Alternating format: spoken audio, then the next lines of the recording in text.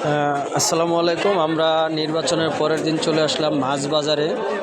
তবে মাছ বাজারের যে অবস্থা আমরা দেখতে পারতেছি যে অমায়িক একটা ঘটনা না, নিমুনা দাম জিগে লাভ কি।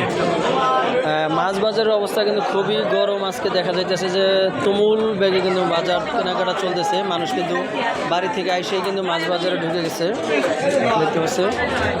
পাত্তা মাছ কত করে? 320 টাকা। পাত্তা মাছের দাম তো ঠিকই আছে, কিন্তু পাঙ্গাসের দাম এত বাড়তি কে? পাঙ্গাসের বাজারে আগুন লেগে গেছে, কারণ বাচ্চাকে খাবার টাবার খুবই অসুবিধা হয়ে গেছে। তোমার তো পাঙ্গাস শেষ। পাঙ্গাস কত করে নিলেন? 100 টাকা কেজি।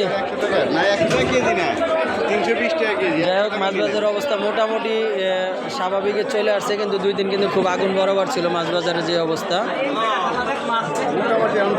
এখন মোটামুটি একটু লাইনে চলে আসছে, তবে বাজার স্বাভাবিক হলে কিন্তু আরও মোটামুটি চলে আসবে।